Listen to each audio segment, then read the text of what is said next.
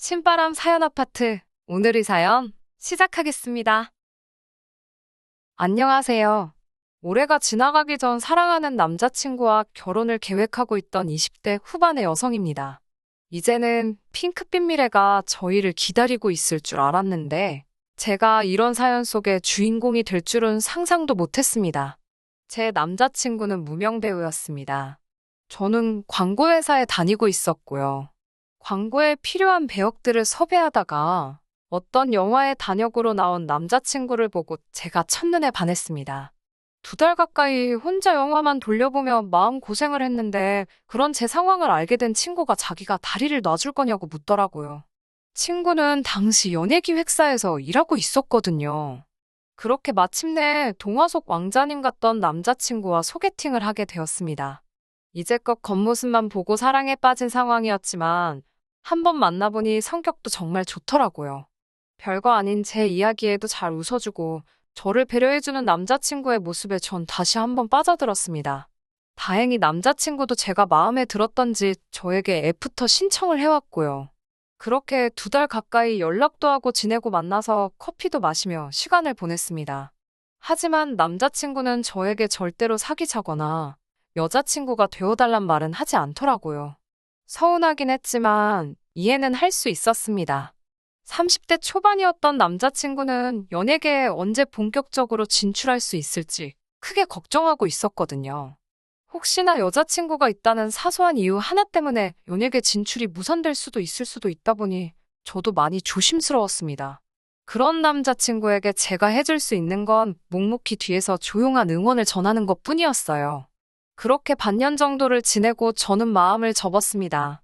저도 하루하루 나이를 먹어가는데 언제까지 10대 소녀처럼 짝사랑만 하고 있을 수는 없었으니까요.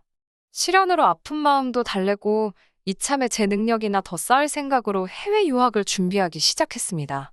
가서 어학연수부터 시작해서 기회가 되면 대학원까지 마치고 올 셈이었어요. 저희 아버지는 무역회사를 운영하고 계셨는데 몇 년 후에는 제가 물려받을 예정이었거든요. 아버지도 그 전에 더 큰 세상에 나가 견문을 넓히고 오면 좋겠다고 하셨고요. 저는 남자친구와 점점 연락을 줄였고 유학 생활을 준비하며 시간을 보냈습니다. 당연히 남자친구에게 별다른 말은 하지 않았습니다. 당시만 해도 사귀는 사이도 아니었는데 미주알고주알 말하고 싶지 않더라고요. 제가 훌쩍 떠난다고 한들 그쪽에서 궁금해하지도 않을 것 같았고요. 하지만 이 소식은 남자친구 귀에도 들어갔던 모양입니다. 출국을 한 4일 정도 앞두었을 무렵 남자친구에게서 연락이 왔습니다.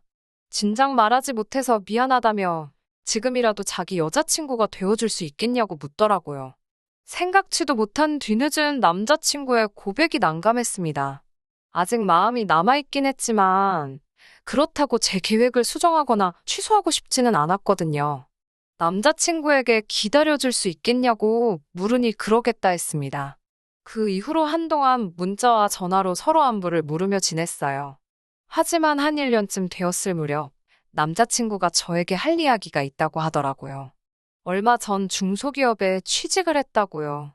벌이도 변변치 않고 집도 넉넉지 않은데 결혼을 생각하면 이대로 있을 수가 없었다고 했습니다.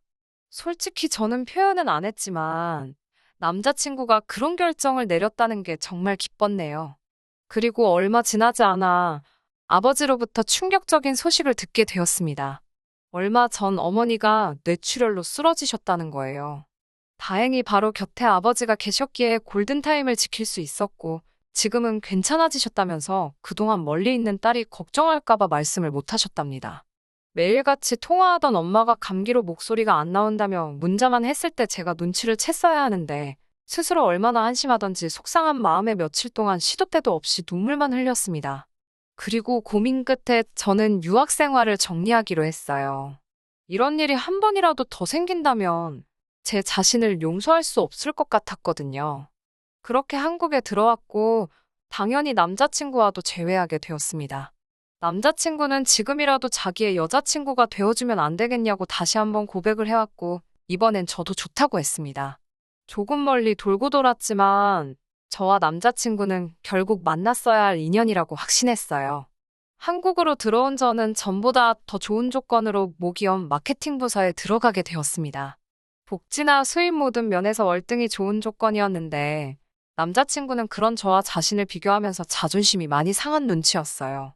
제 입장에선 제가 사회생활을 더 오래 했으니 당연한 일이었는데 말이에요.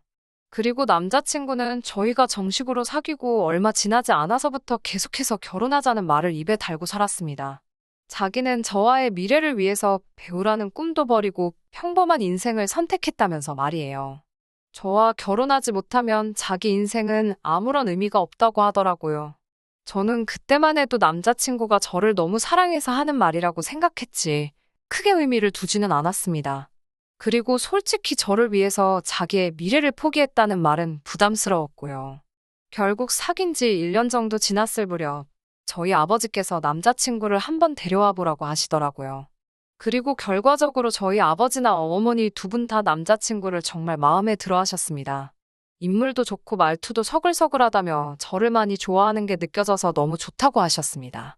사랑하는 사이에 이런 비교를 하는 것이 옳지 않다는 것은 알지만 남자친구의 집안이나 학벌 같은 조건들이 저에 비해서 많이 부족한 것이 사실입니다. 하지만 저희 부모님께선 돈이란 있다가도 없고 없다가도 있는 거라며 아직 한참 젊은 사람이니 이제부터 벌면 된다 하시더군요.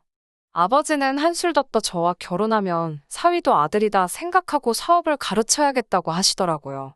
결혼하고 나서 원하면 지금 다니던 회사는 그만두고 아버지 회사에 들어오라고 하시면서요. 생각지도 못한 아버지의 발언에 저도 어머니도 놀랐지만 그 정도로 남자친구가 마음에 드셨던 모양입니다. 제 입장에서도 저와 사귀는 사람을 부모님이 좋아하시니 기쁘고 뿌듯하고 만감이 교차하더라고요. 이제 어려운 관문은 다 통과했다 싶었습니다. 제 자만일지 모르지만 남자친구 식구들이 절 싫어할 리가 없다고 생각했어요. 하지만 제 상상은 남자친구 집에 인사를 간 날 와장창 깨져버렸습니다. 남자친구는 당시 대학로에서 자취를 하고 있었고 본가는 지방에 있었어요. 남자친구는 차가 없었기 때문에 제가 남자친구를 차로 태워서 남자친구 본가까지 3시간 거리를 운전해서 갔어야 했습니다. 둘이 어디 나들이 나간다고 생각하니 하나도 피곤하다고 생각하지 않았습니다. 남자친구가 저희 집에 인사 올 때 케이크하고 꽃바구니를 사왔기에 저도 동일하게 같은 걸 준비하려고 했는데 남자친구가 자기 어머니는 과일은 별로 안 좋아하시고 차라리 고기를 사가는 게 좋겠다고 하기에 구이용 한우 선물 세트를 샀고 아버지는 양주를 좋아하신대서 고기를 사러 간 김에 양주도 같이 한 병 샀습니다. 남자친구가 이 정도면 자기 부모님이 저를 좋아할 거라고 하더군요. 아침 일찍 출발했지만 도착하니 점심때가 다 되었더라고요. 남자친구 어머님께서는 제 손에 들린 선물을 보시더니 마침 집에 먹을 것도 없었는데 잘 됐다며 고기나 구워 먹자고 하시더군요. 그러더니 저더러 고기 잘 굽냐고 물어보셨어요. 당황스러웠지만 못한다 소리를 못해서 할 수 있다고 얼버무렸습니다. 그러자 어머님께서 부잣집 아가씨라면서 고기도 구울 줄 아냐고 물어보시더라고요. 부잣집 아가씨란 호칭은 어디서 나온 건가 싶었는데 남자친구가 갑자기 왜 그런 걸 시키냐며 자기가 한다고 들더라고요. 그러자 남자친구 어머님께서 그러다 얼굴에 기름이라도 튀면 어쩌냐며 너는 하지 말라고 남자친구를 말리시더라고요. 남자친구도 그러자 좀 주춤하는 눈치였어요. 결국 제가 고기를 굽게 되었는데 긴장한 탓인지 첫 판부터 태워 먹고 말았습니다. 그러자 어머님께서 이 아까운 고기를 다 태웠다며 못하면 못한다고 하지 왜 한다고 나서가지고 이 사단을 만드냐고 무안을 주시더라고요. 저도 저대로 열심히 해보려고 한 건데 안 좋은 소리만 들으니까 표정 관리가 잘 안 되었어요. 그런 제 기분을 아시는지 모르시는지 어머님께서는 연신 질문을 하셨습니다. 너네 부모는 왜 너 하나만 낳았냐? 너네 아버지가 사업한다면서 그럼 한 달에 얼마나 벌어오냐? 너네 어머니는 집에서 노냐? 이런 질문들이었습니다. 질문의 수준도 충격적이었지만 계속해서 너 혹은 너네라고 지칭하시는 게 너무 거슬리더라고요. 남자친구가 듣기에도 좀 거북했는지 나름대로 나서서 자기 어머니를 말려보려고 하더라고요.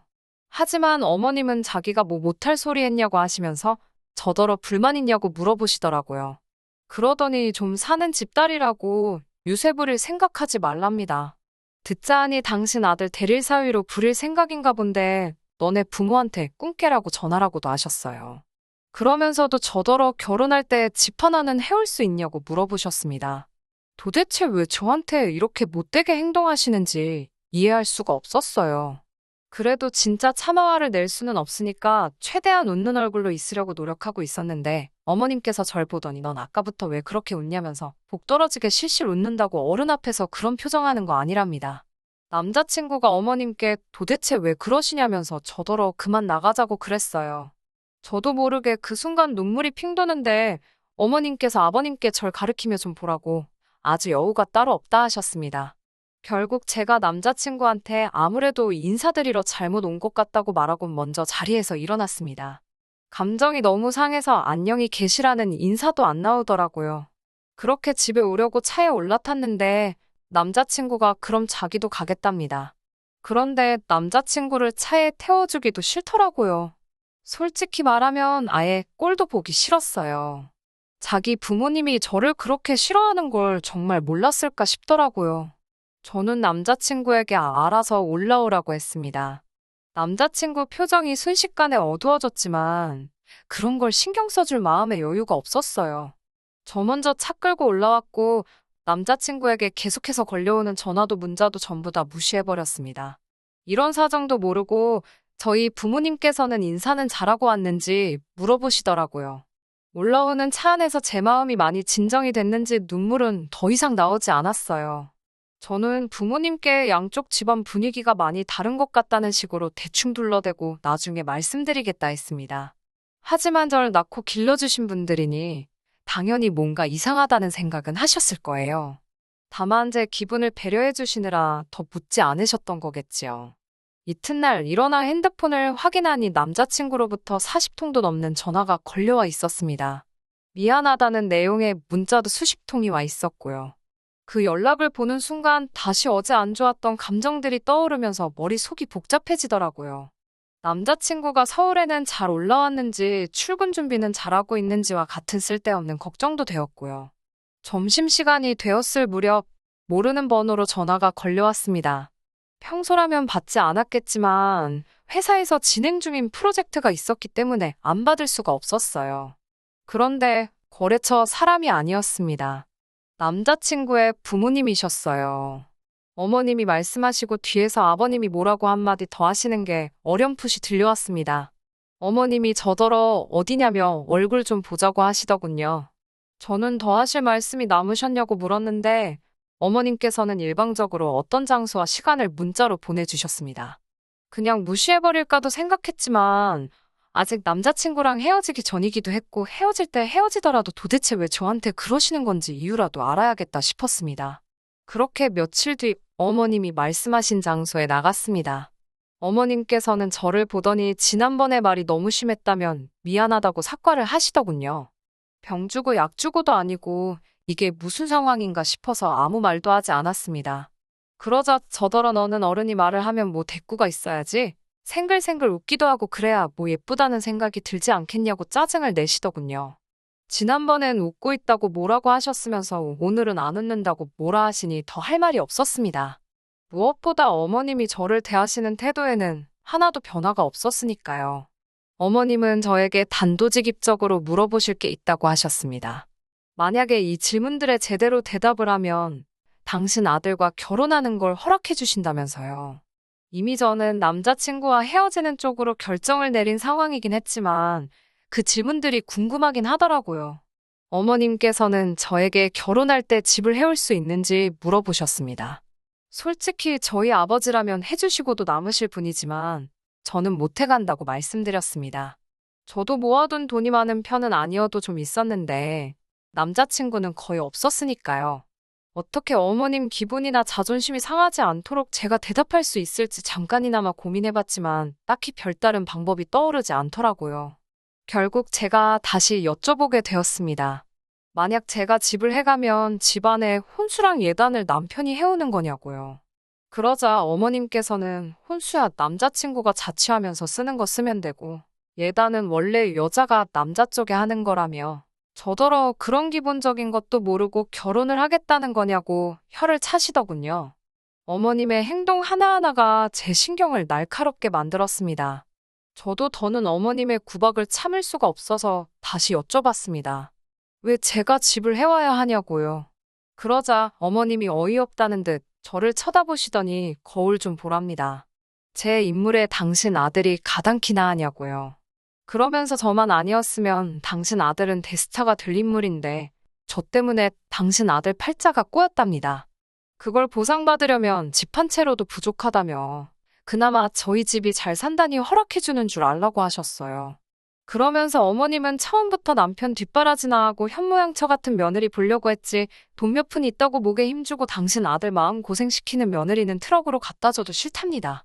솔직히 말해서 처음에 반했을 때나 남편이 왕자님처럼 보였지 지난번 어머님한테 된통당하고 나서 곰곰이 생각해보니까 그 인물도 별거 아니다 싶었거든요. 그런데 어머님이 이리도 자신만만하시니 저도 모르게 웃음이 터져나왔습니다. 저도 남자친구 같은 사람 이제 트럭으로 갖다 줘도 싫다고 그랬어요. 어머님은 순간 당신이 뭘 들은 건가 싶으셨는지 저더러 다시 말해보라고 하셨습니다. 그래서 제가 어머님께 물었습니다. 남자친구가 그나마 반반한 얼굴 빼고 가진 게 뭐가 있냐고요. 학벌이 좋길 한지 직장이 좋길 한지 하다못해 부모님이 돈 꽤나 들고 계시는지 말이에요. 그러자 어머님께서는 옆에 있던 물잔을 테이블에 내려치시면서 저더러 말 다 했냐고 소리를 지르셨습니다. 저는 어머님께 말할 틈을 주지 않고 한마디 덧붙였습니다. 제가 어머님이면 아들이 이렇게 잘 사는 집 아가씨랑 결혼한다고 데려오면 이게 웬 떡이냐 싶을 것 같다고요. 막말로 저한테 잘만 해주셨으면 집이며 회사며 다 남자친구게 될 수도 있었는데 어머님이 아들 인생의 초를 치시네요라고 한껏 빈정거려봤습니다. 그러자 어머님은 뒷목 잡는 흉내를 내시면서 너 지금 말 다 했냐고 물으셨어요. 저도 이때는 악에 받친 상태라서 어머님께 하려면 끝도 없는데 이제 상대해드리기도 싫으니 다시는 연락하지 마시라 했습니다. 그리고 그 잘난 아드님도 돌려드릴 테니 평생 옆에 끼고 고기 구워 먹이고 밥해 먹이고 하고 싶으신 대로 다 하시라 했습니다. 그리고 늦게나마 제 연락을 받은 남자친구가 카페로 뛰어왔어요. 남자친구는 사람들이 다 쳐다보는데도 아랑곳하지 않고 어머님께 도대체 왜 이러시는 거냐고 거의 울부짖다시피 소리를 쳤습니다. 어머님께서는 그 와중에도 남자친구에게 얼굴 알려진 사람이 사진이라도 찍히면 어쩌려고 그러냐면서 아들 걱정뿐이셨습니다. 그제서야 전 어머님이 저에게 왜 그렇게 적대적이었는지 조금 이해할 수 있었습니다. 어머님은 나름의 방법으로 아들을 사랑하고 계셨던 거지요. 그리고 그런 어머님 눈에 저는 방해꾼이었을 테고요. 그런 어머님의 광기 어린 아들에 대한 사랑을 보고 나니 정말 이 결혼은 못하겠다는 확신이 들었습니다. 집이나 혼수, 예단의 문제가 아니라 그냥 저 둘의 사이에 제가 끼고 싶지가 않았어요. 저는 남자친구에게 헤어지자고 했습니다. 어떻게 말해야 할지 몰라서 연락을 피한 건 미안하지만 도저히 어머님을 가족으로 받아들일 자신이 없다고 했습니다. 그리고 내가 뭐가 부족해서 이런 수모를 겪어야 하는지도 모르겠다고요. 남자친구는 울면서 우리가 어떻게 만났는데 이렇게 헤어지자는 거냐며 자기에게 기회를 한 번 더 달라고 하더군요. 그런 남자친구의 모습을 보니 가슴이 찢어질 듯 괴로웠지만 부모 자식은 천륜인데 어머님을 피해서 우리가 살 수도 없는 노릇이고 제가 빠지는 게 맞겠더군요. 그렇게 결국 남자친구와 헤어졌습니다. 남자친구는 저와의 이별로 인한 충격 때문인지 회사를 그만뒀다고 하더군요. 그 소식을 전해온 건 다름 아닌 남자친구의 어머니셨습니다. 여전히 이 모든 게 저 때문이라며 책임지라고 하시대요. 지금이라도 집에 와서 결혼하랍니다. 그러면 당신이 그동안 있었던 일은 눈 감아 주신다고요. 저는 괜찮다고 이제 마음 다 정리됐다고 알려드렸습니다. 그러자 남자친구 어머님 목소리가 몹시 당황한 것처럼 들렸습니다.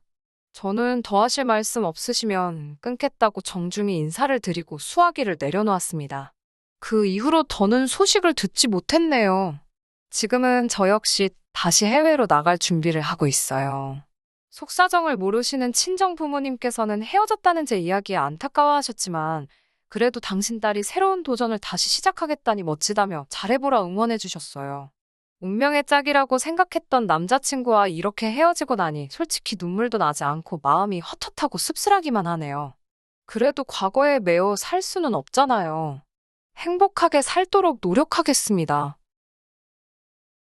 끝까지 들어주셔서 감사합니다. 오늘의 사연은 여기까지입니다. 구독과 좋아요, 알람 설정 부탁드리고 더 좋은 사연으로 다시 찾아뵙겠습니다. 감사합니다.